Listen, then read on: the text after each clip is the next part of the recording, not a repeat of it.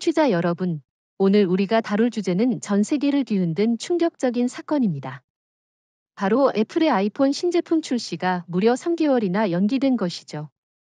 애플이 1976년 창립 이후 50년 가까운 역사 속에서 단 한 번도 공식 발표 일정을 놓친 적이 없다는 사실을 생각해보면 이번 사태가 얼마나 이례적이고 치명적인지 알 수 있습니다. 이번 사건은 단순한 기업 일정 차질이 아니라 글로벌 기술 패권의 판도가 뒤흔들리는 전환점이 되었다고 봐야 합니다. 맞습니다. 애플은 그동안 시간 관리의 제왕으로 불렸습니다. 매년 가을이면 전 세계 소비자들이 손꼽아 기다리던 아이폰 신제품 발표가 있었고 그 리듬은 변함이 없었죠. 그런데 이번에 그 리듬이 무너졌습니다. 주가가 단 일주일 만에 12%나 폭락했고 이는 수천억 달러 규모의 기업 가치가 증발한 것을 의미합니다. 하지만 여기서 우리가 주목해야 할 점은 이 모든 원인이 애플 내부가 아니라 한국이라는 외부 변수에서 비롯되었다는 사실입니다. 그렇죠. 이번 사태의 핵심은 바로 한국 반도체, 특히 메모리 반도체 공급 차질입니다.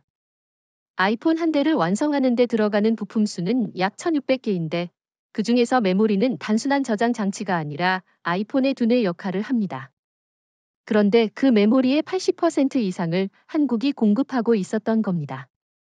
삼성전자와 SK하이닉스가 사실상 독점 구조를 형성하고 있었고 애플은 언제나 공급받을 수 있다는 안일한 생각에 빠져 있었습니다.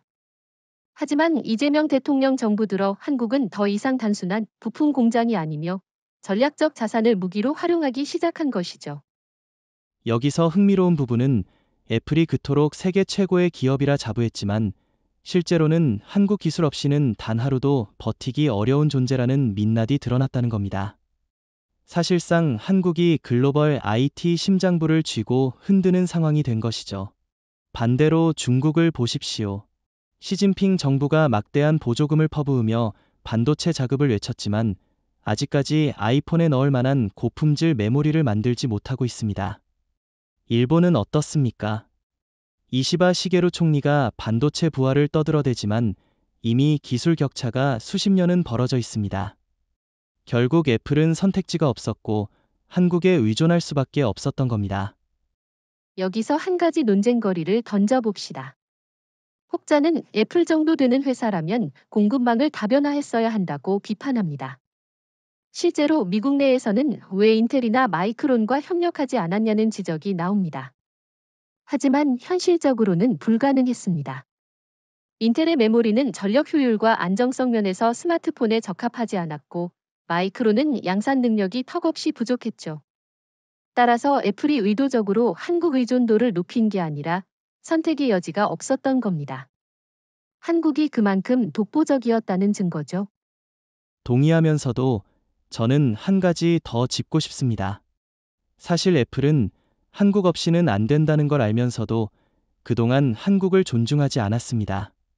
가격 압박, 기술 공개 요구, 심지어는 협상에서 우월적 지위를 내세우며 무리한 조건을 강요해왔죠.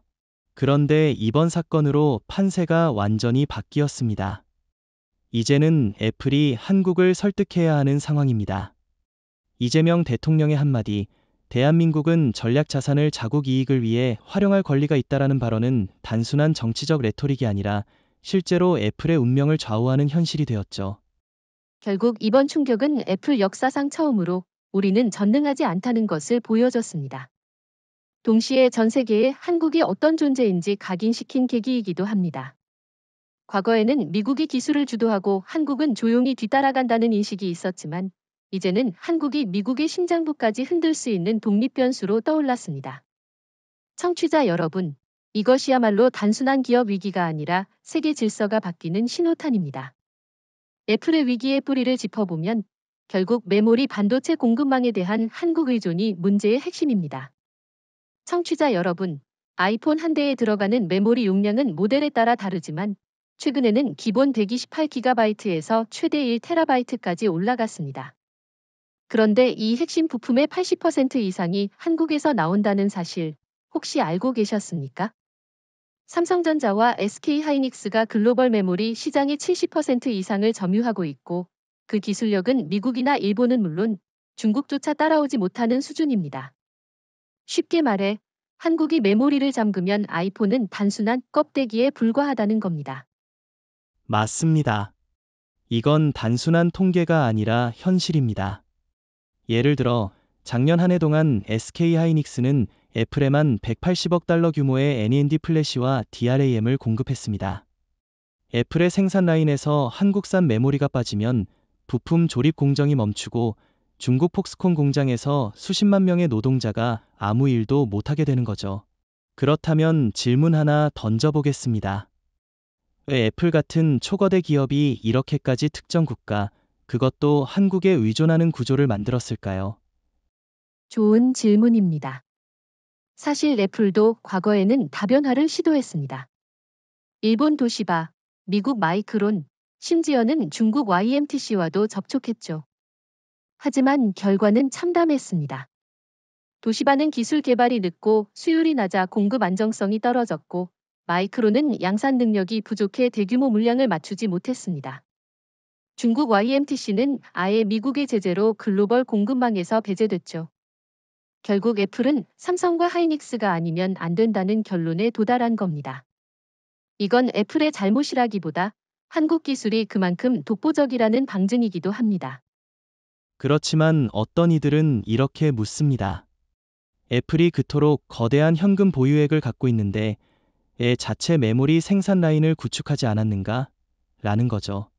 실제로 미국 내 애널리스트들 사이에서도 이런 비판이 나옵니다. 하지만 제 생각에는 이건 애플이 게을러서가 아니라 불가능했기 때문이라고 봅니다. 메모리 반도체는 단순히 돈을 많이 투자한다고 만들어지는 게 아닙니다. 수십 년간 축적된 기술, 공정 경험, 인력풀, 장비 네트워크가 결합되어야 하는데 이런 생태계를 가진 나라는 전 세계에서 한국밖에 없습니다. 그래서 애플도 결국 선택지가 없었던 겁니다. 그렇죠. 더군다나 이재명 대통령이 최근 밝힌 전략을 보면 한국은 이제 단순한 부품 공급자가 아니라 전략적 자산 보유국으로서 입지를 강화하고 있습니다. 반면 트럼프 대통령은 애플을 지켜주겠다며 세금 감면을 약속했지만 정작 미국은 메모리 기술이 없으니 손발이 묶여 있는 셈입니다. 이건 단순한 시장 거래가 아니라 국가 간 힘의 균형으로 봐야 합니다. 한국이 칩을 쥐고 있는 순간 미국조차 한국을 무시할 수 없게 되는 구조가 형성된 겁니다. 그런데 흥미로운 건 일본의 움직임입니다. 이시바 시게루 총리가 취임 이후 반도체 산업 부활을 외치며 키옥시아, 구도시바 메모리를 살려보려 했지만 기술력은 이미 너무 뒤처져 있습니다. 키옥시아가 삼성이나 하이닉스와 격차를 좁히려면 최소 10년 이상 걸린다고 전문가들이 말하죠. 일본은 소재와 장비에서 일정한 강점을 유지하고 있지만 완제품 메모리에서는 한국과 비교조차 되지 않습니다. 그럼에도 불구하고 일본 언론은 애플이 일본으로 돌아올 것이라고 선전하지만 현실은 다릅니다. 애플은 일본을 믿지 않습니다. 이미 여러 차례 공급 차질을 겪어봤기 때문입니다. 중국도 상황은 더 심각합니다. 시진핑 정부는 반도체 굴기를 외쳤지만 메모리 분야에서 가장 중요한 건 안정성과 신뢰성입니다.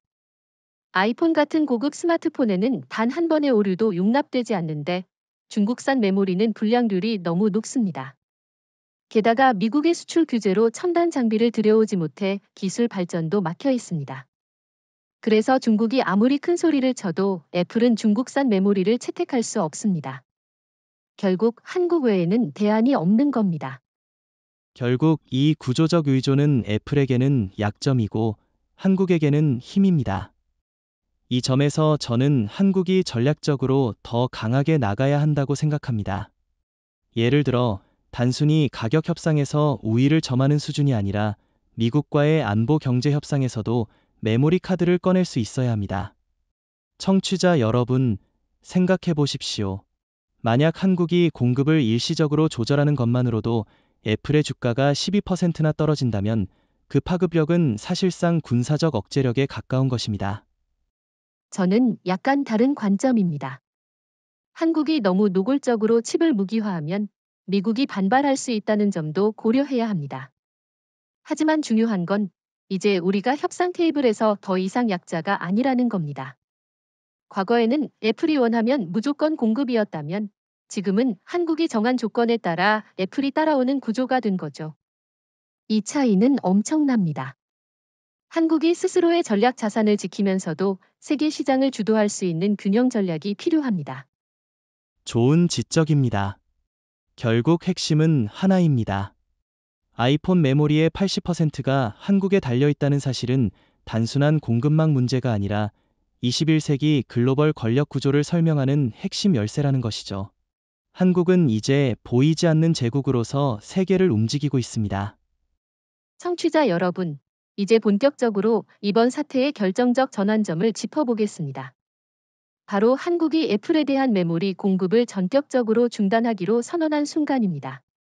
많은 언론에서는 이를 예기치 못한 돌발 변수라고 표현했지만 실상은 그렇지 않습니다.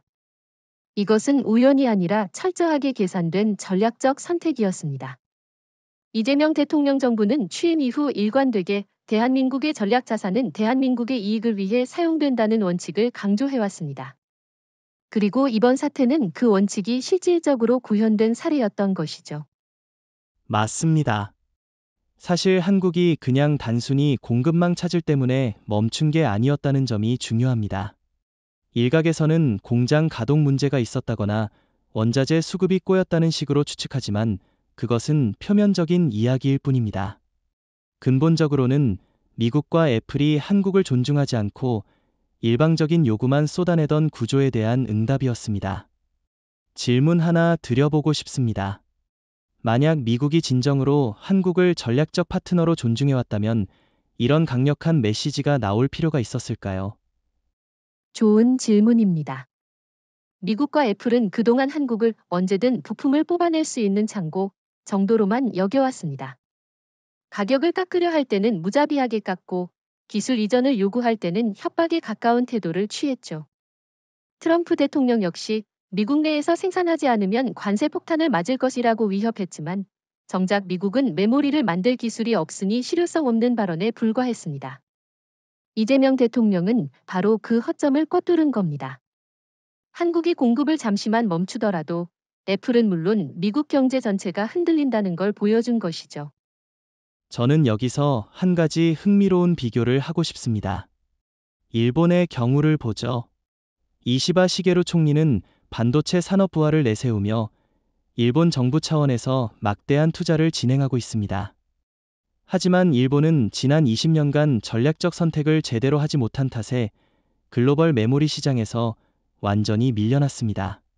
반대로 한국은 기회가 왔을 때 과감하게 투자했고 이번에는 공급 중단이라는 정치적 결단을 내렸습니다. 결국 차이는 전략적 판단력에서 갈린 겁니다. 한국은 위험을 감수하더라도 자국의 국익을 우선하는 선택을 했고 일본은 여전히 과거 영광에 매달리며 늦장 대응을 하고 있는 것이죠. 중국도 마찬가지입니다.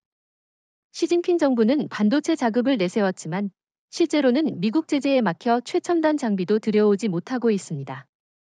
그러니 애플이 중국산 메모리를 선택하는 건 불가능합니다. 오히려 중국 내 폭스콘 공장이 한국의 공급 중단으로 직격탄을 맞았습니다. 아이러니하지 않습니까? 세계의 공장이라 불리는 중국이 정작 핵심 부품 하나가 끊기자 아무것도 못하는 상황에 놓였다는 겁니다. 이것은 한국이 단순한 부품 제공자가 아니라 글로벌 생산체인의 스위치를 쥐고 있다는 상징적 장면이기도 합니다. 그런데 이런 전략적 선택에 대해 일부 서방 언론은 한국이 지나치게 위험한 도박을 하고 있다고 비판합니다. 공급을 멈추면 결국 한국 기업들의 매출도 줄어드는 것 아니냐는 지적이죠. 하지만 제 생각은 다릅니다. 청취자 여러분, 생각해 보십시오. 삼성과 하이닉스의 고객은 애플만 있는 게 아닙니다. 이미 유럽, 인도, 심지어 중동까지 새로운 수요처가 확장되고 있습니다. 오히려 공급을 조절함으로써 가격을 높이고 협상력을 강화할 수 있는 기회가 되는 겁니다. 경제학적으로도 공급 제한 단기 수익 감소가 아니라 장기적으로는 시장 지배력 강화라는 효과를 가져옵니다. 동의합니다. 그리고 이재명 대통령이 이번 결정을 통해 보여준 건 단순한 경제 논리를 넘어선 정치적 리더십입니다. 청취자 여러분, 미국은 지난 수십 년간 언제나 우리가 원하는 대로 공급하라는 태도를 취해왔습니다. 그러나 한국이 단호히 노를 외친 순간 워싱턴은 당황했고 트럼프 대통령은 즉각 백악관에서 긴급 회의를 소집해야 했습니다. 애플 주가가 12% 폭락한 것도 중요하지만 더 중요한 건 세계가 이제 한국을 새로운 게임 체인저로 바라보게 됐다는 사실입니다. 이건 돈으로 살 수 없는 국격과 신뢰의 문제입니다. 여기서 저는 한 가지 반론을 제기해보고 싶습니다. 한국이 공급 중단 카드를 너무 자주 쓰면 국제사회에서 불안정한 파트너라는 낙인이 찍히지 않을까요? 미국이나 유럽이 대체 공급망을 만들려는 동기를 더 강하게 주는 건 아닌가 하는 우려도 있습니다. 그 우려도 일리가 있습니다만 현실적으로 한국을 대체할 수 있는 국가는 없습니다. 유럽이 ASML을 통해 노광 장비 기술을 갖고 있지만 메모리 생산 경험은 전무합니다. 미국은 인텔과 마이크론이 있지만 애플의 대규모 수요를 감당하기엔 턱없이 부족합니다. 중국은 이미 말씀드렸듯이 품질과 신뢰성에서 탈락입니다. 결국 국제사회도 알게 됩니다. 한국의 공급 중단은 일시적인 전략적 메시지일 뿐 근본적으로 한국은 신뢰할 수밖에 없는 파트너라는 사실으로 오히려 이런 강력한 카드를 보여줌으로써 앞으로 협상 테이블에서 한국이 더 우위를 점할 수 있는 토대가 마련되는 겁니다. 그렇군요. 결국 이번 공급 중단 선언은 단순한 경제적 조치가 아니라 한국이 이제 세계 질서를 재편할 수 있는 전략적 행위자임을 증명한 사건이라고 볼 수 있겠군요. 저는 이 지점을 청취자 여러분이 꼭 기억해야 한다고 생각합니다. 아이폰 3개월 연기라는 현상 뒤에는 한국이 처음으로 우리가 글로벌 체인을 움직일 수 있다는 자신감을 행동으로 보여준 역사적 순간이 있었던 겁니다. 이번 사태에서 가장 극적으로 드러난 건 도미노 효과였습니다. 한국이 메모리 공급을 중단하자 애플의 생산 라인이 연쇄적으로 무너졌습니다. 단순히 반도체 한두 개가 부족해서 문제가 생긴 게 아니라 전체 글로벌 밸류체인이 동시에 멈춰 서버린 겁니다. 중국 폭스콘 공장의 조립 라인이 멈추고 베트남 인도의 하청 공장까지 줄줄이 중단됐습니다. 아이폰 생산은 하루 평균 50만 대 규모인데 단 일주일만 멈춰도 350만 대가 사라지는 겁니다. 이것이 바로 메모리 하나가 끊겼을 때 전 세계가 어떻게 흔들리는지를 보여주는 단적인 예죠. 맞습니다. 아이러니한 건 애플이 그렇게 자랑하던 글로벌 공급망 최적화 시스템이 오히려 독이 됐다는 점입니다. 공급망을 촘촘하게 연결해 비용을 절감했지만 그만큼 어느 한 고리가 끊기면 전체가 무너지는 구조였던 겁니다. 제가 흥미롭게 본 건 폭스콘 내부에서 이미 불만이 터져나왔다는 사실입니다. 수십만 명의 중국 노동자들이 작업이 중단되면서 사실상 유급대기 상태로 빠졌습니다. 시진핑 정부가 아무리 세 개의 공장을 강조해도 핵심 부품이 한국에서 안 들어오면 결국 중국도 아무 힘을 못 쓰는 거죠. 그렇죠. 실제로 애플의 혼란은 중국을 곤란하게 만들었습니다. 중국 공산당 입장에서는 애플이 자국 내에 수백만 개의 일자리를 제공해주는 중요한 기업인데 이 공장이 멈추자 민심이 흔들릴 수밖에 없습니다. 그런데 아이러니컬하게도 이 문제를 해결할 열쇠는 중국이 아니라 한국이 쥐고 있다는 점입니다. 중국이 아무리 공장을 돌려도 메모리가 없으면 아이폰은 단순한 플라스틱 껍데기일 뿐입니다. 결국 중국의 제조 굴기는 한국의 반도체 앞에 무릎을 꿇을 수밖에 없는 구조라는 사실이 만천하에 드러난 겁니다. 일본도 상황은 다르지 않습니다. 이시바 시게루 총리는 최근 기자회견에서 일본이 애플의 새로운 파트너가 될 수 있다고 말했지만 현실은 공허한 외침에 불과합니다. 키옥시아가 납품할 수 있는 양은 한국의 10분의 1 수준도 되지 않고 품질 안정성도 떨어집니다. 일본 언론조차도 일본이 애플의 대체제가 되기는 어렵다고 인정했죠. 그러니 애플의 생산 라인에 닥친 도미노 효과는 결국 한국에 의해 좌우되는 것입니다. 일본은 구경꾼에 불과하고 중국은 피해자일 뿐이라는 사실이 명확해진 겁니다. 흥미로운 건 이 사태가 단순히 애플 내부 문제에 그치지 않았다는 겁니다. 아이폰 생산이 멈추자 그 부품을 공급하던 수백 개의 글로벌 협력업체가 동시에 타격을 입었습니다. 대만의 TSMC, 미국의 브로드컴, 심지어 한국의 일부 디스플레이 협력사까지 영향을 받았습니다. 하지만 여기서 주목해야 할 점은 한국 메모리 기업들은 피해가 상대적으로 적었다는 겁니다. 왜냐하면 이들은 이미 유럽, 인도, 중동 같은 새로운 시장으로 판로를 다변화해 두었기 때문입니다. 오히려 애플 의존도가 높았던 미국과 중국 업체들이 직격탄을 맞은 거죠. 여기서 저는 질문 하나 하고 싶습니다. 만약 한국이 이번에 공급을 중단하지 않았다면 애플은 계속 한국을 하청업체 정도로만 취급하지 않았을까요? 저는 이번 도미노 효과가 한국에게는 오히려 호재라고 봅니다. 왜냐하면 전 세계가 한국의 중요성을 체감했기 때문입니다. 실제로 유럽 언론들은 이번 사건을 보도하면서 한국은 더 이상 조용한 기술 강국이 아니라 글로벌 공급망의 심장부라고 평가했습니다. 이런 변화가 장기적으로 한국의 협상력을 더 강화시킬 겁니다.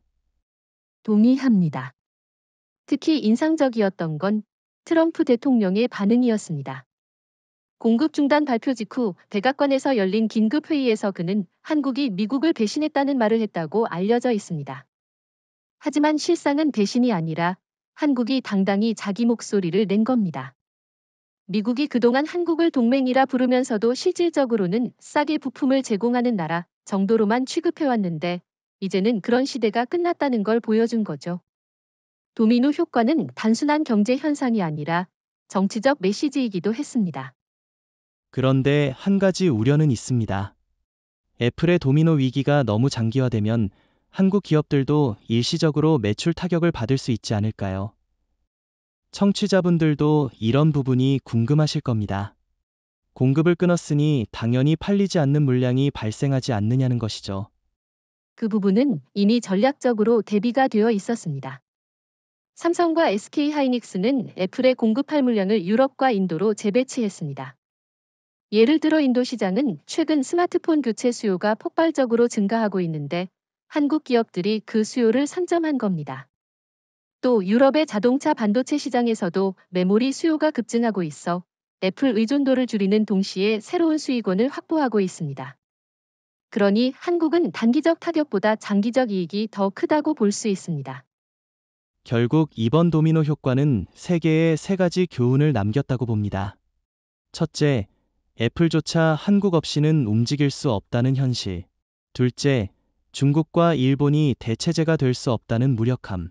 셋째, 한국이 글로벌 공급망의 스위치를 쥐고 있다는 절대적 위치입니다.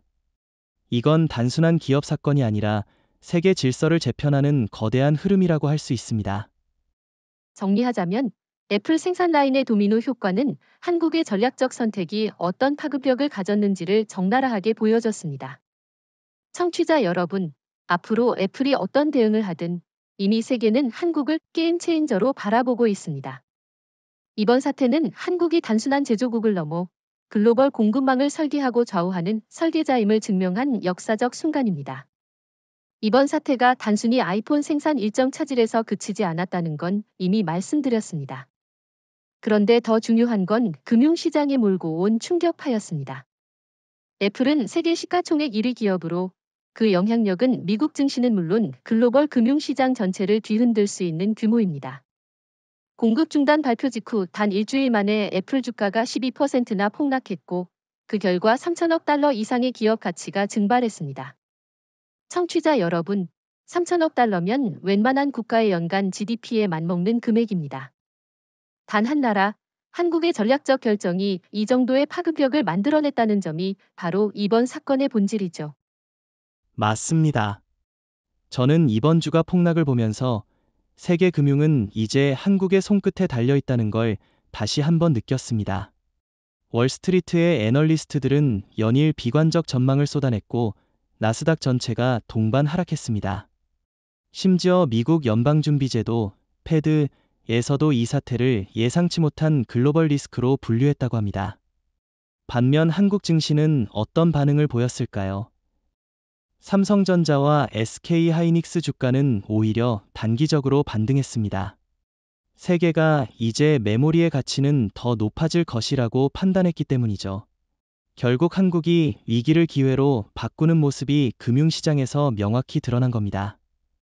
여기서 흥미로운 점은 미국 투자자들의 태도였습니다. 평소라면 미국 언론이 한국 탓에 애플이 위기를 맞았다며 비난을 쏟아냈을 텐데 이번에는 오히려 투자자들이 애플 경영진을 비판했습니다.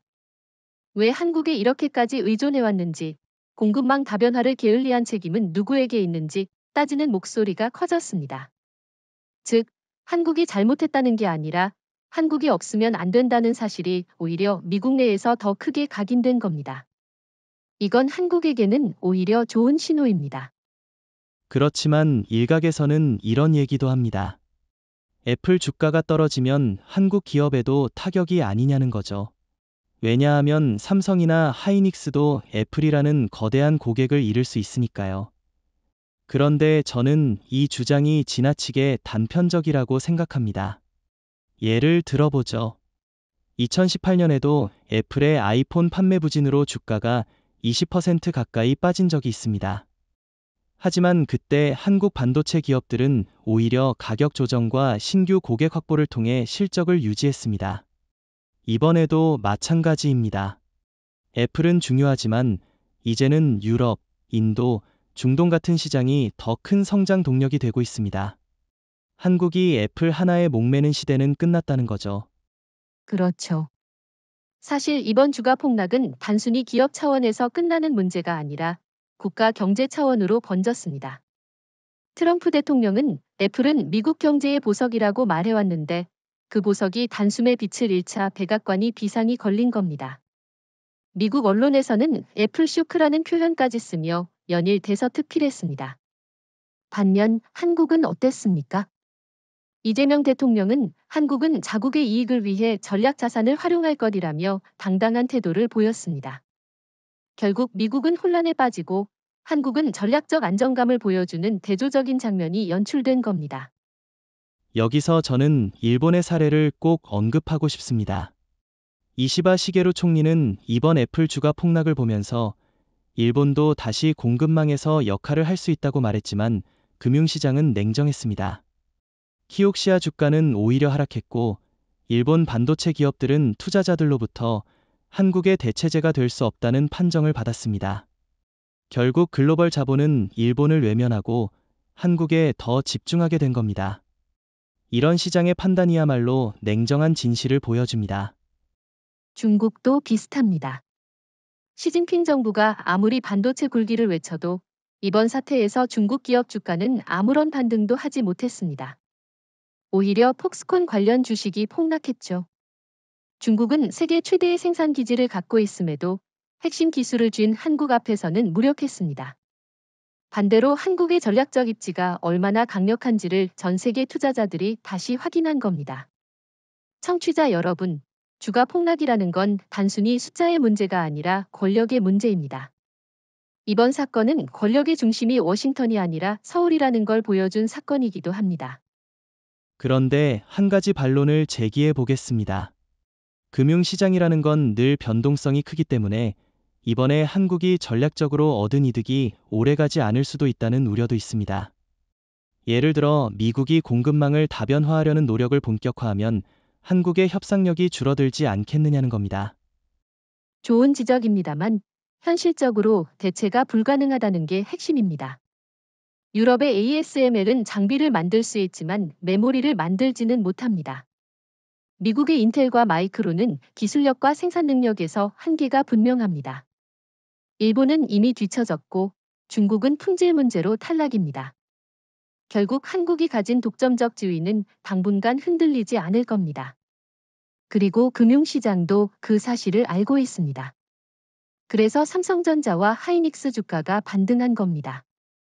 시장은 거짓말을 하지 않죠. 결국 이번 애플 주가 폭락 사태는 한국의 전략적 승리라고 할 수 있겠습니다.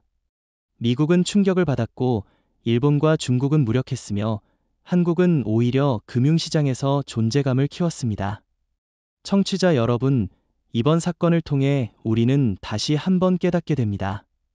이제 세계 경제의 심장은 뉴욕이 아니라 서울에서 뛴다는 사실을요. 청취자 여러분, 이번 사태의 또 다른 중요한 파급 효과는 바로 소비자들의 충격입니다. 아이폰은 단순한 전자제품이 아니라 전 세계 수억 명이 매년 기다리는 문화적 아이콘이죠. 그런데 출시가 3개월 연기되었다는 소식이 전해지자 소비자들은 분노와 실망을 동시에 드러냈습니다. 특히 미국과 유럽에서 예약을 걸어두었던 소비자들이 거센 항의를 쏟아냈습니다.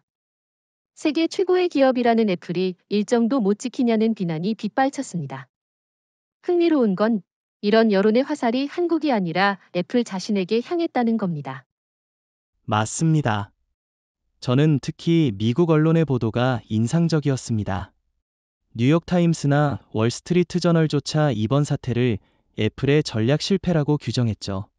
과거 같았으면 한국이 공급을 무기화했다고 몰아갔을 텐데 이번에는 오히려 왜 애플은 한국 의존도를 줄이지 않았냐며 애플을 직접 겨냥했습니다.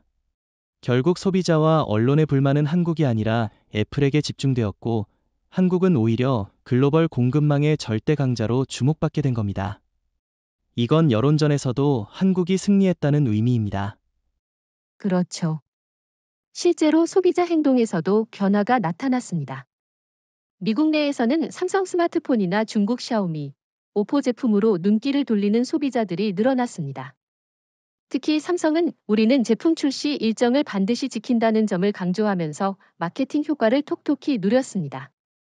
일부 통계에 따르면 애플 출시 연기 발표 직후 일주일간 미국 내 삼성 갤럭시 판매량이 18%나 증가했다고 합니다. 청취자 여러분, 이건 단순히 판매 수치가 아니라 신뢰의 문제입니다. 한국 기업은 소비자의 신뢰를 얻었고 애플은 그것을 잃은 겁니다. 여기서 한 가지 흥미로운 질문을 던져봅시다. 만약 한국이 공급 중단을 하지 않았다면 소비자들이 애플의 이런 취약성을 알 수 있었을까요? 저는 아니라고 봅니다. 애플은 늘 우리는 완벽하다는 이미지를 내세워왔습니다. 하지만 이번 사건으로 그 허상이 무너졌고 소비자들은 애플도 한국 없이는 아무것도 아니다라는 현실을 깨닫게 됐습니다. 오히려 한국이 없었다면 애플의 이미지 독주가 계속됐을 겁니다. 저는 한국이 이번에 세계 소비자들의 인식을 뒤바꾸는데 성공했다고 생각합니다. 동의합니다. 특히 유럽 여론이 크게 흔들렸습니다. 독일, 프랑스, 영국 언론들은 한 목소리로 애플의 시대는 끝나고 있다고 보도했습니다. 반면 한국 기업에 대한 평가는 극찬이 이어졌습니다. 독일의 슈피겔즈는 한국 반도체는 이제 원유보다 중요하다고 했고, 영국 가디언은 서울은 세계 경제의 새로운 심장이라고 평가했습니다. 이런 담론의 변화는 단순한 기사 몇 개가 아니라 글로벌 여론의 흐름이 한국 쪽으로 기울고 있음을 의미합니다. 그런데 한편으로는 중국 내 여론은 달랐습니다. 시진핑 정부는 애플 사태를 이용해 미국 기업 의존은 위험하다는 선전을 펼쳤습니다. 하지만 정작 중국 소비자들은 냉담했습니다. 중국이 한국처럼 고품질 메모리를 만들 수 있느냐는 질문이 인터넷에서 쏟아졌고 다수의 중국 네티즌조차 현실적으로 불가능하다고 답했습니다. 결국 중국 정부의 선전이 소비자들에게 통하지 않았던 거죠. 반대로 한국의 기술적 우월성만 더 부각되는 결과가 나왔습니다. 일본은 더 난감했습니다. 이시바 시게루 총리가 일본이 다시 애플의 신뢰를 얻겠다고 했지만 일본 소비자들조차 믿지 않았습니다. 온라인 커뮤니티에는 일본은 이미 반도체에서 한국에 뒤처졌다는 자조적인 반응이 많았죠. 오히려 일본 소비자들도 한국 제품으로 눈을 돌리고 있습니다. 최근 일본 내 삼성 갤럭시 점유율이 15%까지 올라갔다는 통계가 이를 보여줍니다. 아이러니컬하게도 애플 위기로 가장 이득을 본 건 한국이라는 사실이 다시 한번 드러난 겁니다. 그렇지만 일부 비평가들은 이런 주장을 합니다. 소비자들이 일시적으로 분노해도 결국 다시 아이폰을 살 것이다. 일리가 있는 말이긴 합니다. 하지만 저는 이번 사건이 남긴 상처가 생각보다 크다고 봅니다. 왜냐하면 소비자들은 단순히 제품을 사는 게 아니라 안정성을 사는 겁니다. 아이폰이 매번 제때 나와야 한다는 기대가 무너졌기 때문에 앞으로 소비자들은 언제든 대체제를 고려할 수 있습니다. 그 대체제가 바로 한국의 삼성인 거죠. 결국 이번 사건은 단순히 소비자 실망을 넘어 글로벌 여론의 흐름을 바꿨습니다. 미국 소비자는 애플을 비판했고 유럽 소비자는 한국을 주목했으며 중국과 일본 소비자는 자국 정부의 무력함을 확인했습니다. 이 모든 과정에서 한국은 단 한 번도 비난의 대상이 되지 않았습니다. 오히려 공급망의 심장, 글로벌 신뢰의 상징으로 평가받았습니다. 청취자 여러분, 이것이 바로 이번 사건의 본질입니다. 한국은 소비자 여론전에서도 승리했습니다. 이번 사태에서 특히 주목할 부분은 중국의 무력함입니다. 애플 생산의 70% 이상이 중국 본토 공장에서 이루어지고 있음에도 불구하고 메모리라는 핵심 부품이 끊기자 공장은 사실상 멈춰 섰습니다. 시진핑 정부가 지난 10년간 수천억 달러를 투입해 반도체 굴기를 외쳤지만 정작 아이폰에 들어갈 수 있는 수준의 메모리를 생산하지 못한 겁니다. 청취자 여러분, 이건 단순한 기술 차이가 아니라 체제의 한계를 보여주는 장면이기도 합니다. 맞습니다. 중국은 양적 팽창에는 성공했지만 질적 수준에서는 여전히 한국의 발끝에도 미치지 못합니다. 예를 들어 중국 YMTC가 만든 NAND 플래시는 데이터 신뢰성과 내구성에서 문제가 많아 글로벌 스마트폰 제조사들이 채택하지 않습니다. 애플이 중국산 메모리를 쓸 수 있다면 이미 했을 겁니다. 그런데도 여전히 삼성과 SK 하이닉스 제품만 고집하는 이유는 품질과 안정성에서 차이가 너무 크기 때문입니다. 저는 그래서 이번 사태가 중국 굴기의 실체를 완전히 드러낸 계기라고 봅니다. 그렇죠. 흥미로운 건 중국 내부 반응입니다. 시진핑 정부는 언론을 동원해 애플 위기는 미국 의존의 결과라며 책임을 미국에 돌리려 했습니다. 하지만 중국 소비자들조차 냉소적인 반응을 보였습니다. 왜 우리는 한국처럼 세계가 인정하는 메모리를 만들지 못하느냐? 수십 년간 투자했는데 결과는 뭐냐는 비판이 인터넷에서 쏟아졌죠. 사실상 중국 정부의 선전이 먹히지 않은 겁니다. 반대로 한국의 기술적 우월성이 더 각인되었고 세계 소비자들은 한국 없이는 글로벌 IT도 없다는 인식을 더 강하게 갖게 되었습니다. 여기서 저는 질문 하나 던져보고 싶습니다. 만약 중국이 정말로 애플의 대체 공급자가 될 수 있었다면 지금 상황이 달라졌을까요? 애플이 3개월이나 출시를 연기할 필요가 있었을까요? 당연히 없었을 겁니다. 결국 중국이 아무리 큰 공장을 세워도 기술적 내실이 없으면 세계 시장에서 인정받을 수 없다는 사실이 드러난 겁니다. 이 점에서 한국은 오히려 자신감을 더 가질 필요가 있습니다. 중국이 추격한다고 해도 최소 15년 이상의 격차가 존재한다는 게 전문가들의 분석입니다. 맞습니다. 반도체 산업은 단순히 돈만 있다고 따라잡을 수 있는 게 아닙니다. 수십 년간 축적된 연구, 인재, 장비, 그리고 글로벌 고객과의 신뢰관계가 필요합니다. 한국은 이미 이 모든 걸 갖췄습니다. 반면 중국은 국가가 억지로 키우려 하지만 자유로운 연구 환경도 부족하고 글로벌 고객에게 신뢰를 얻는데도 실패했습니다. 그 결과 애플은 중국의 거대한 생산 기지를 두고도 한국에 무릎을 꿇을 수밖에 없었던 겁니다. 이것이야말로 중국의 무력함이고 동시에 한국의 절대적 강점입니다. 그렇다면 애플의 딜레마는 뭘까요? 한쪽에는 시진핑 정부가 있고 다른 쪽에는 한국의 반도체가 있습니다. 미국 정치 상황을 보면 트럼프 대통령은 중국에서 생산을 줄이고 미국으로 돌아오라고 압박합니다. 하지만 현실적으로는 불가능합니다. 미국 내 생산 비용은 너무 높고 기술 생태계도 구축되지 않았기 때문이죠. 결국 애플은 중국에서 공장을 돌리면서도 한국에서 메모리를 공급받아야 하는 이중 의존 구조에 갇혀 있는 겁니다. 아이러니컬하게도 애플이 세계 최대 기업이면서도 가장 자유롭지 못한 기업이 되어버린 것이죠. 여기서 한 가지 더 짚고 싶습니다. 사실 애플은 중국과 한국 사이에서 줄타기를 하려 했습니다. 중국에는 일자리를 주고 한국에는 주문을 주면서 균형을 잡으려 했죠. 하지만 이번 사건으로 그 전략은 완전히 깨졌습니다. 중국은 기술적 대안이 되지 못했고 한국은 공급을 멈출 수 있는 힘을 보여줬습니다. 애플 입장에서는 한국에 더 깊이 의존할 수밖에 없는 구조가 강화된 겁니다. 그렇다면 질문 하나 드려보겠습니다.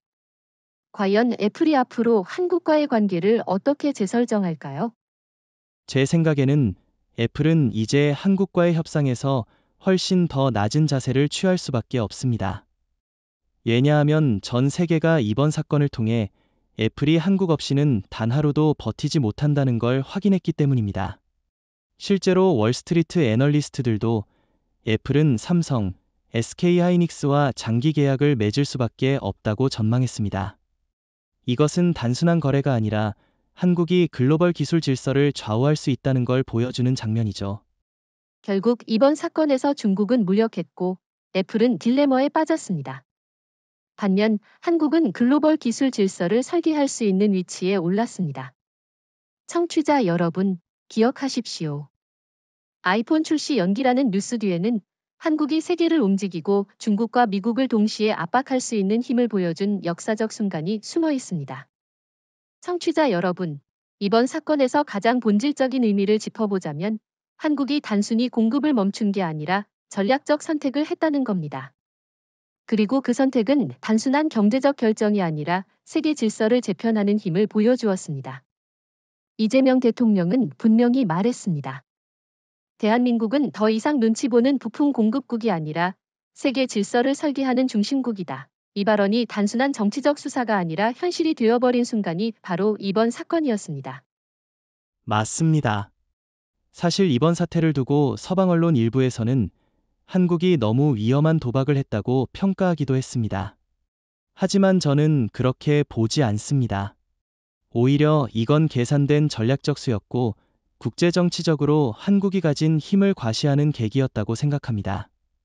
예를 들어 과거 일본이 1980년대 미국의 압박에 굴복해 반도체 패권을 포기했을 때와 비교해보면 한국은 전혀 다른 길을 택했습니다. 미국의 압력에도 주저하지 않고 오히려 우리가 공급을 멈출 수도 있다는 강수를 둔 겁니다. 이건 굴복이 아니라 주도권 선언이죠. 그렇죠. 일본과의 비교는 정말 중요합니다. 이시바 시게루 총리가 아무리 반도체 부활을 외쳐도 일본은 이미 글로벌 신뢰를 잃었습니다. 반면 한국은 위기를 기회로 전환하며 세계의 시선을 끌어모았습니다. 독일 언론은 한국은 21세기 새로운 오일 메이저다라고 했고 프랑스 언론은 서울은 워싱턴과 베이징을 동시에 흔드는 새로운 전략 수도라고 평가했습니다. 청취자 여러분, 단순히 기업의 결정 하나가 아니라 국가의 위상이 재편되는 장면이 연출된 겁니다. 여기서 중요한 질문을 하나 드려보고 싶습니다. 과연 한국이 이런 전략적 선택을 계속 유지할 수 있을까요? 미국이나 중국이 반발하면서 대체 공급망을 만들려 할 텐데 그럼 한국의 힘이 줄어드는 거 아니냐는 우려도 있습니다. 좋은 질문입니다. 그러나 현실은 그렇게 단순하지 않습니다. 대체 공급망을 만드는 데에는 최소 10년 이상이 걸립니다. 기술 개발, 인력 양성, 장비 구축, 고객 신뢰까지 모두 필요하기 때문이죠. 지금 이 순간에도 미국의 인텔, 마이크론은 생산량이 제한적이고 중국 YMTC는 품질 문제로 글로벌 시장에서 인정받지 못하고 있습니다. 일본은 이미 뒤처졌고 유럽은 반도체 생산 경험 자체가 없습니다. 결국 한국의 독점적 지위는 최소 10에서 15년은 유지될 수밖에 없습니다. 이건 구조적인 현실입니다. 그렇다면 이번 전략적 선택은 단순한 단기 이벤트가 아니라 장기적으로 세계 질서를 바꾸는 계기가 된다고 봐야겠군요. 실제로 유럽연합이 최근 한국에 접근해 반도체 안보 협력을 제안했다는 보도가 있었습니다. 미국도 마찬가지입니다. 트럼프 대통령은 겉으로는 강하게 비판했지만 백악관 내부에서는 한국과의 협력 없이는 애플을 구할 수 없다는 인식이 자리 잡았다고 합니다. 결국 한국은 미국, 유럽, 심지어 인도와 중동까지 새로운 협력축을 만들어낼 수 있는 기회를 잡은 셈이죠. 맞습니다. 그리고 저는 이것이야말로 세계 질서의 재편이라고 봅니다. 과거에는 미국이 일방적으로 명령하고 한국은 따라가는 구조였다면 이제는 한국이 공급망의 열쇠를 쥐고 새로운 협상 테이블을 주도합니다. 청취자 여러분, 이건 엄청난 변화입니다. 이제 워싱턴과 베이징은 서울의 눈치를 봐야 하는 상황이 된 겁니다. 단순히 기술의 문제가 아니라 정치, 외교, 안보 모든 영역에서 한국의 발언권이 커지는 결과로 이어지고 있습니다. 하지만 한편으로는 이런 목소리도 있습니다. 한국이 너무 앞서 나가면 미국의 견제를 받을 수 있다는 우려죠.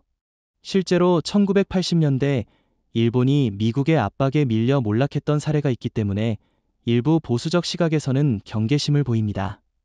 그런데 저는 차이가 분명하다고 봅니다. 일본은 미국에 완전히 의존했지만 한국은 다릅니다. 한국은 이미 유럽, 인도, 중동과 새로운 공급망 네트워크를 구축하고 있습니다. 미국만 바라보는 게 아니라 다극화된 파트너십을 통해 스스로를 지켜내고 있는 겁니다. 그렇죠. 게다가 이재명 대통령의 외교 전략은 과거와 다릅니다. 그는 균형 외교를 내세우면서 미국과 협력하되 동시에 독자적인 노선을 유지하고 있습니다. 이번 사건에서도 마찬가지입니다. 한국은 미국을 배제한 게 아니라 한국의 이익을 우선한다고 선언했을 뿐입니다. 그런데 그 한마디가 세계 질서를 뒤흔든 겁니다. 이건 단순한 기술 문제가 아니라 한국이 이제 세계 정치의 새로운 축으로 떠올랐다는 증거죠. 정리하자면 이번 사건은 한국의 전략적 선택이 어떻게 세계 질서를 재편하는지 보여주는 상징적인 장면이었습니다. 중국은 무력했고 일본은 뒤처졌으며 미국은 당황했습니다. 반면 한국은 당당히 자기 목소리를 내면서 새로운 글로벌 리더로 자리매김했습니다. 청취자 여러분, 앞으로 국제 질서에서 한국의 역할은 더욱 커질 겁니다. 그리고 이번 사건은 그 첫걸음에 불과합니다. 애플의 위기가 단지 애플 하나에서 끝났다면 이번 사태는 이렇게까지 세계를 흔들지 않았을 겁니다. 그러나 문제는 그 여파가 미국 IT 기업 전반으로 확산되었다는 점입니다.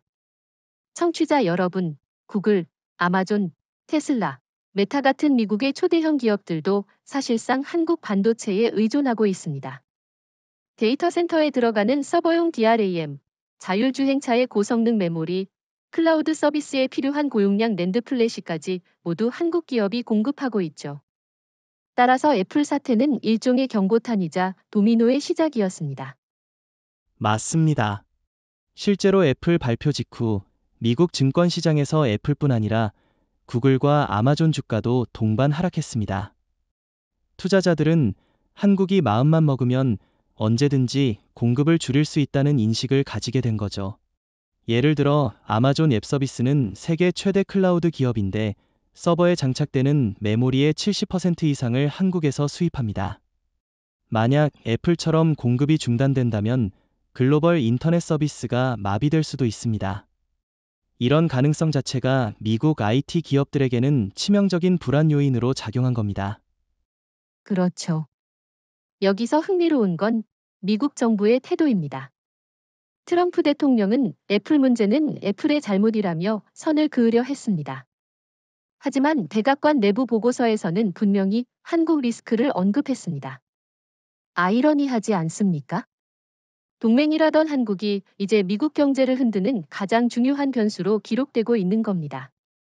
그러나 저는 이것이 리스크라기보다는 현실 인정이라고 생각합니다. 미국이 아무리 발버둥쳐도 한국 기술 없이는 자국 IT 산업을 유지할 수 없다는 사실을 인정한 것이니까요. 그렇지만 미국 언론에서는 이런 목소리도 나왔습니다. 한국이 공급을 무기화하면 미국 기업들이 다른 선택지를 찾게 될 것이라는 주장 말이죠. 그런데 이게 현실성이 있습니까? 인텔이나 마이크론이 있다고 하지만 대규모 수요를 감당할 능력이 없고 기술 수준도 떨어집니다. 일본은 이미 뒤처졌고 중국은 불량률 문제로 탈락입니다. 결국 선택지는 한국뿐이라는 게 명확해진 겁니다. 저는 그래서 이번 사태가 미국 IT 업계 전반에 한국에 대한 절대 의존을 각인시킨 사건이라고 봅니다. 동의합니다. 실제로 구글이 최근 한국의 데이터 센터 투자를 확대하고 있다는 소식이 있었습니다. 표면적으로는 아시아 시장 확대라고 포장했지만 실제 이유는 한국 반도체 기업과의 거리를 더 가깝게 유지하기 위해서입니다. 테슬라도 마찬가지입니다. 자율주행차에 들어가는 고성능 메모리를 안정적으로 공급받으려면 삼성과 하이닉스를 벗어날 수 없습니다. 이건 단순한 기업 전략이 아니라 생존 전략입니다. 결국 미국 IT 기업들이 한국의 전략적 선택에 따라 움직일 수밖에 없는 구조가 된 겁니다. 여기서 흥미로운 비교를 하나 해보죠. 일본은 과거 소니, 도시바, NEC 같은 기업이 세계 전자산업을 주도했습니다.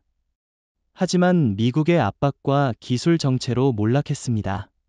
반면 한국은 미국의 압박에도 불구하고 기술 투자를 멈추지 않았고, 이제는 미국 IT 기업들이 한국에 의존하는 시대가 되었습니다. 청취자 여러분, 이건 단순한 경제 현상이 아니라 역사적 역전극입니다. 일본이 잃었던 자리를 한국이 차지했고, 이제는 미국마저 한국의 눈치를 보게 된 겁니다. 중국 이야기도 빼놓을 수 없습니다. 시진핑 정부는 이번 사태를 자신들의 기회로 활용하려 했습니다. 미국 IT 기업들이 중국과 협력할 수 있다는 신호를 보낸 거죠. 하지만 결과는 정반대였습니다. 미국 기업들은 중국 기술을 신뢰하지 않습니다. 불량률, 지적재산권 침해, 정치적 리스크까지 고려하면 중국은 대안이 되지 못합니다. 오히려 이번 사태로 미국 기업들이 더 깊이 한국과의 협력을 강화하려는 움직임을 보이고 있습니다. 중국의 무력함이 다시 한번 드러난 셈이죠. 그런데 한 가지 우려도 있습니다. 한국이 이 정도의 절대적 위치를 계속 유지한다면 미국이 정치적 압박을 더 강하게 가하지 않을까요? 예를 들어, 한국 반도체가 미국 안보를 위협한다는 식의 프레임을 만들 수 있다는 거죠. 저는 이 가능성을 배제할 수 없다고 봅니다. 그 우려는 현실적이지만 한국이 이미 대비하고 있다고 봅니다. 이재명 대통령은 다극적 외교 전략을 통해 유럽, 인도, 중동과 동시에 협력 네트워크를 구축하고 있습니다. 즉, 한국은 더 이상 미국만 바라보는 나라가 아니라 세계 여러 축과 동시에 관계를 맺으며 독자성을 강화하고 있습니다. 만약 미국이 과도한 압박을 가한다면 한국은 언제든 다른 파트너와 손잡을 수 있습니다. 이건 오히려 한국의 협상력을 높여주는 요인입니다. 결국 이번 사건은 애플 하나의 문제가 아니라 미국 IT 산업 전반에 충격을 준 사건입니다. 구글, 아마존, 테슬라, 메타까지 모두 한국 반도체의 안정적 공급 없이는 버틸 수 없다는 게 드러났습니다. 청취자 여러분, 이제 세계 IT 패권의 무게추는 실리콘밸리가 아니라 서울과 평택, 그리고 이천에 있습니다. 미국이 아무리 강대국이라 해도 한국이 공급을 조절하면 전 세계가 흔들린다는 사실이 명확해진 겁니다. 청취자 여러분, 이번 사태가 애플 외부 시장에 미친 충격도 엄청났지만 사실 더 심각한 건 애플 내부의 신뢰 붕괴입니다. 단 한 번도 출시 일정을 놓친 적 없는 회사가 3개월이라는 긴 시간을 지연시키자 내부에서조차 우리는 더 이상 무적이 아니다라는 분위기가 퍼지기 시작했습니다. 팀 쿡 CEO의 리더십에 대한 불신이 커지고 경영진 사이에서도 책임 공방이 벌어졌다고 합니다. 내부 회의에서 일부 임원들은 왜 이렇게까지 한국에 의존했느냐며 목소리를 높였다고 하죠. 결국 이건 단순한 외부 충격이 아니라 애플 내부의 균열을 드러낸 사건이기도 합니다. 맞습니다. 사실 애플의 강점은 언제나 철저한 관리와 예측 가능성이었습니다. 하지만 이번 사태로 그 신화가 무너졌습니다. 예를 들어 미국 언론에 보도된 바에 따르면 신제품 개발팀은 이미 마케팅 일정에 맞춰 디자인, 광고 촬영까지 모두 마무리했는데 부품 공급이 끊기자 모든 계획이 뒤집혔습니다. 직원들 사이에서는 우리가 세계 1위 기업이라면서 한국이 칩을 안 주면 아무것도 못한다니 자존심이 무너진다는 자조 섞인 불만이 터져나왔습니다. 이런 분위기에서 창의적 혁신이 나올 수 있을까요? 저는 어렵다고 봅니다. 여기서 흥미로운 질문을 하나 해봅시다. 만약 한국이 공급을 이어갔다면 애플 내부에 이런 불신과 갈등이 드러났을까요? 저는 아니라고 생각합니다. 오히려 이번에 한국이 공급을 멈추었기 때문에 애플 내부의 취약성이 명확히 드러난 겁니다. 그동안 완벽한 애플이라는 이미지는 사실상 한국 반도체라는 토대 위에 세워진 허상에 불과했던 겁니다. 즉, 한국이 공급을 멈춤으로써 애플 내부의 민낯이 전 세계에 공개된 셈입니다. 그렇죠. 그리고 내부 신뢰 붕괴는 단순히 직원들의 사기 저하로 끝나지 않습니다. 애플은 글로벌 투자자, 파트너, 소비자에게도 믿을 수 있는 회사라는 이미지를 팔아왔는데 그 기반이 무너진 겁니다. 팀 쿡 CEO가 아무리 우리는 곧 회복할 것이다라고 말해도 내부에서조차 동요가 심한 상황에서 외부 신뢰를 회복하기란 쉽지 않습니다. 결국 내부와 외부의 악순환이 겹치면서 애플은 경영 위기로 몰리고 있는 겁니다. 더 흥미로운 건 이 과정에서 삼성과 같은 경쟁자가 반사이익을 보고 있다는 사실입니다. 삼성은 내부적으로 우리는 공급망을 직접 통제하고 있기 때문에 출시 지연 같은 일은 없다는 메시지를 임직원들에게 강하게 주입하고 있습니다. 반대로 애플은 한국이 공급을 멈추면 우리는 끝장난다는 불안감이 조직 전체에 퍼져 있습니다. 두 회사의 내부 분위기를 비교해보면 누가 앞으로 혁신을 주도할지는 명확해집니다. 그렇지만 일각에서는 이런 주장도 있습니다. 애플은 워낙 거대한 현금 보유액과 브랜드 파워가 있어서 쉽게 무너지지 않을 것이다. 일리가 있는 말이긴 합니다. 그러나 저는 브랜드 파워라는 것도 결국 신뢰 위에 세워지는 거라고 봅니다. 소비자들이 더 이상 애플을 믿을 수 있는 회사로 보지 않는다면 브랜드 가치는 빠르게 추락할 수 있습니다. 과거 노키아가 단숨에 무너진 것도 결국 신뢰를 잃었기 때문이죠. 좋은 지적입니다.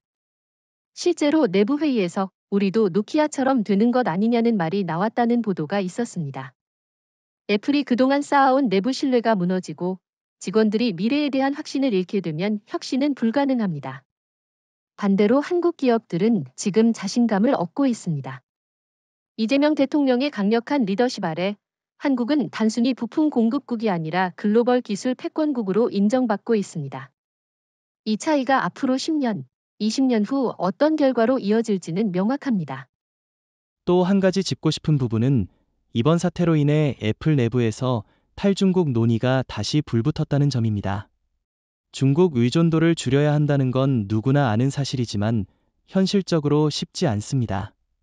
공장을 베트남이나 인도로 옮긴다 해도 메모리 공급은 여전히 한국이 좌우합니다. 결국 내부에서 아무리 논쟁을 해도 해답은 한국에 있습니다. 저는 이게 애플의 딜레마이자 동시에 한국의 전략적 승리라고 생각합니다. 결국 이번 사건은 애플 내부에서 신뢰 붕괴와 경영 위기를 동시에 불러왔습니다. 직원들은 자신감을 잃고 경영진은 책임 공방에 휩싸였으며 투자자와 소비자들은 의심의 눈길을 보내고 있습니다. 그 모든 원인은 한국이 공급을 멈추었기 때문이고 그 결과 한국의 힘이 전 세계에 각인되었습니다. 청취자 여러분, 기억하십시오. 이번 사건은 단순한 기업의 위기가 아니라 한국이 글로벌 질서에서 어떤 위치에 있는지를 증명한 순간입니다. 청취자 여러분, 애플이 주저앉은 사이 가장 큰 반사이익을 본 건 바로 삼성과 안드로이드 진영입니다. 특히 삼성은 아이폰 출시 지연이 공식화되자마자 곧바로 마케팅 전략을 수정했습니다. 우리는 일정에 흔들리지 않는다. 우리는 언제나 약속을 지킨다는 메시지를 전 세계 소비자들에게 강하게 내보냈죠. 실제로 미국과 유럽에서 삼성 갤럭시 판매량이 일주일 만에 두 자릿수 성장률을 기록했다는 통계가 나왔습니다. 소비자들이 아이폰 대신 삼성을 택하기 시작한 겁니다. 맞습니다. 사실 안드로이드 진영 전체가 이번 기회를 놓치지 않았습니다. 샤오미, 오포, 비보 같은 중국 기업들도 공격적으로 신제품을 출시했는데 그 중에서도 눈에 띈 건 인도의 리얼미입니다. 하지만 저는 여기서 중요한 차이를 짚고 싶습니다. 중국 업체들은 단기적인 판매량 증가를 노린 반면 삼성은 장기적인 브랜드 신뢰 구축에 초점을 맞췄다는 겁니다. 삼성은 애플과 달리 위기 속에서도 일정을 지킨다는 이미지가 소비자들에게 각인되었죠. 이건 단순한 판매 경쟁이 아니라 글로벌 신뢰 경쟁입니다. 여기서 흥미로운 건 미국 내 여론의 변화입니다. 그동안 미국 소비자들은 애플 충성도가 매우 높았는데 이번 사건을 계기로 일부 소비자들이 삼성으로 갈아타겠다는 의사를 공개적으로 드러냈습니다. 소셜미디어에는 아이폰을 기다리느니 삼성 갤럭시를 사겠다. 애플은 신뢰를 잃었다는 반응이 넘쳐났습니다. 이건 단순한 일시적 현상이 아니라 미국 시장에서 삼성의 입지가 구조적으로 강화되는 계기가 될 수 있습니다. 그렇지만 저는 한 가지 의문이 있습니다. 과연 이런 변화가 장기적으로 이어질까요? 애플은 여전히 막강한 생태계와 충성 고객층을 갖고 있습니다. 단순히 몇 달 지연됐다고 해서 사람들이 대거 안드로이드로 옮길까요? 좋은 지적입니다. 그러나 소비자라는 건 신뢰에 민감합니다. 특히 이번 사건은 애플 역사상 처음 있는 대규모 지연 사태이기 때문에 충격이 더 큽니다. 게다가 삼성은 단순히 하드웨어뿐 아니라 소프트웨어, 생태계까지 빠르게 발전시키고 있습니다. 갤럭시와 갤럭시 워치, 태블릿, 심지어 전자결제 서비스까지 유기적으로 연결되는 시스템을 만들고 있죠. 소비자가 삼성도 이제 애플 못지않게 편리하다고 느끼는 순간 충성도는 무너집니다. 저는 이게 삼성에게는 절호의 기회라고 봅니다. 실제로 유럽에서도 비슷한 흐름이 나타나고 있습니다. 독일과 프랑스 소비자들 사이에서는 삼성은 신뢰할 수 있다는 인식이 빠르게 퍼지고 있습니다. 심지어 언론에서는 삼성이 아이폰의 빈자리를 메우고 있다는 분석이 나왔습니다. 애플의 아성을 흔들 수 있는 건 결국 한국 기업뿐이라는 여론이 형성되고 있는 것이죠. 또 하나 흥미로운 점은 구글이 안드로이드 진영 전체를 적극적으로 지원하고 있다는 사실입니다. 구글은 최근 삼성과 협력해 인공지능 기반 기능을 강화했고 중국 제조사들에도 최신 안드로이드 업데이트를 빠르게 제공했습니다. 이는 애플을 고립시키고 안드로이드 진영 전체를 하나의 거대한 세력으로 강화시키려는 전략입니다. 이런 상황에서 삼성이 사실상 안드로이드 진영의 리더로 자리매김하고 있다는 점은 한국에게 엄청난 기회입니다. 그렇다면 질문 하나 해봅시다. 이번 사태가 단순히 삼성의 반사이익으로 끝날까요? 아니면 글로벌 스마트폰 시장의 판도를 바꾸는 결정적 계기가 될까요? 저는 후자라고 봅니다. 왜냐하면 글로벌 스마트폰 시장은 이미 포화 상태이고 소비자들은 더 이상 단순히 디자인이나 기능만으로 제품을 선택하지 않습니다. 신뢰와 안정성이 가장 중요한 가치가 되었는데 이번 사건에서 삼성이 그 이미지를 확실히 구축했습니다. 애플은 신뢰를 잃었고 중국 기업은 여전히 품질 의심을 받고 있습니다. 결국 글로벌 소비자들은 한국 기업만 믿을 수 있다는 결론에 도달할 수밖에 없습니다. 저도 동의합니다. 특히 이재명 대통령 정부가 추진하는 K-테크 전략이 시너지 효과를 내고 있습니다. 단순히 반도체만이 아니라 스마트폰, 배터리, 전기차까지 한국 기술력이 연계되고 있습니다. 삼성의 반격은 단순한 기업 차원이 아니라 국가 전략의 일환으로 세계 시장에서 가치를 인정받고 있는 것이죠. 결국 이번 사태는 안드로이드 진영의 반격, 그 중에서도 삼성의 부상을 보여줬습니다. 청취자 여러분, 이제 글로벌 스마트폰 시장의 주도권은 더 이상 미국 쿠퍼티노가 아니라 서울과 수원에 있습니다. 애플의 지원은 한국에게는 기회였고 그 기회를 한국은 놓치지 않았습니다. 앞으로의 10년은 한국 스마트폰의 시대가 될 것입니다. 청취자 여러분, 이번 사태를 통해 가장 극적으로 드러난 건 바로 한국의 위상이었습니다. 과거 한국은 세계 언론에서 조용한 제조 강국 정도로 불렸습니다. 하지만 이제는 상황이 완전히 달라졌습니다. 애플의 위기 이후 전 세계 주요 언론들이 한국을 가리켜 글로벌 공급망의 심장, 21세기의 새로운 전략 국가라고 표현하기 시작했습니다. 단순히 경제 기사를 넘어서 정치 외교 섹션까지 한국을 다루고 있는 건 이례적인 일입니다. 맞습니다. 저는 특히 유럽 언론의 보도가 인상적이었습니다. 독일 슈피겔은 한국 반도체는 원유보다 더 전략적이다라고 했고, 프랑스 르몽드는 한국이 미국과 중국 사이에서 세계 질서를 흔들고 있다고 보도했습니다.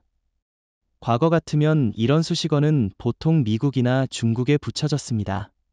그런데 이제 한국이 그 자리를 차지한 겁니다. 이건 단순한 이미지 변화가 아니라 국제사회가 한국을 바라보는 시각 자체가 달라진 겁니다. 여기서 흥미로운 질문을 하나 던져보고 싶습니다.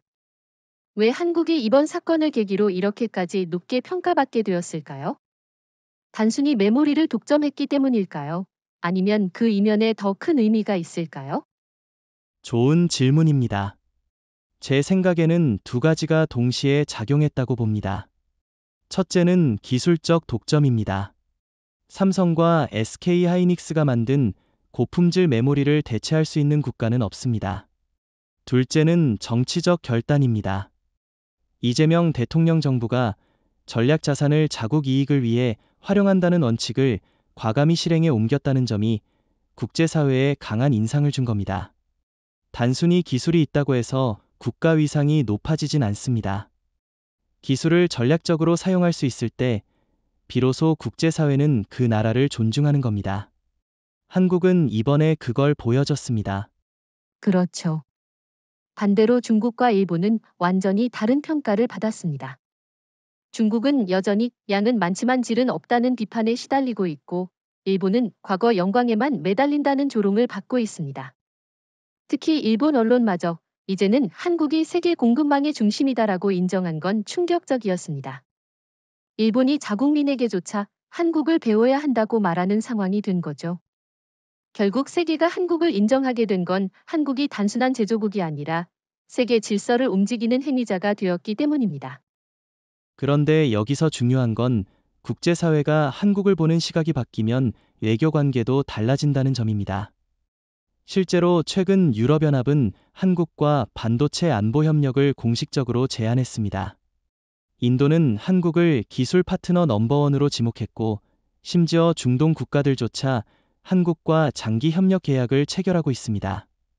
청취자 여러분, 과거라면 이런 제안은 미국이나 일본에 갔을 겁니다. 하지만 이제는 모두가 한국을 찾고 있습니다. 이건 엄청난 변화입니다. 그렇죠. 저는 이번 사태가 한국의 국격을 바꾼 결정적 사건이라고 봅니다. 그동안 한국은 문화적으로는 K-팝, K-드라마로 주목받았지만 전략 산업에서는 늘 미국의 하청이라는 이미지가 따라다녔습니다. 그러나 이번 사건으로 세계는 알게 되었습니다. 한국은 더 이상 조용한 하청국이 아니라 글로벌 게임 체인저라는 사실을요. 실제로 영국 BBC는 한국은 이제 기술 패권국이라고까지 표현했습니다. 이건 과거에는 상상도 못하던 평가입니다. 하지만 한편에서는 이런 우려도 있습니다. 한국이 너무 강하게 나가면 서방 세계가 불편해하지 않을까? 라는 거죠. 미국이나 유럽이 한국의 힘을 인정하면서도 동시에 견제하려는 움직임을 보일 수 있다는 겁니다. 일리 있는 지적입니다. 그러나 저는 한국이 이미 그 부분까지 계산하고 있다고 봅니다. 이재명 대통령은 다급 외교를 통해 미국, 유럽, 인도, 중동 모두와 동시에 협력 관계를 맺고 있습니다. 즉, 어느 한쪽에 종속되지 않고 다양한 파트너십으로 힘의 균형을 유지하고 있습니다. 그래서 국제사회는 한국을 위험한 변수가 아니라 신뢰할 수 있는 파트너로 인식하고 있습니다. 바로 이 점이 일본과 중국과의 가장 큰 차이입니다. 결국 이번 사건은 세계가 한국을 새롭게 인식하게 만든 계기였습니다. 애플 위기는 단순히 기업의 문제가 아니라 한국의 위상이 글로벌 무대에서 어떻게 바뀌는지를 보여주는 사건이었습니다. 청취자 여러분, 이제 국제사회는 한국을 부품 공급국이 아니라 세계 질서의 설계자로 보고 있습니다. 이것이야말로 이번 사태가 남긴 가장 큰 의미라고 할 수 있습니다.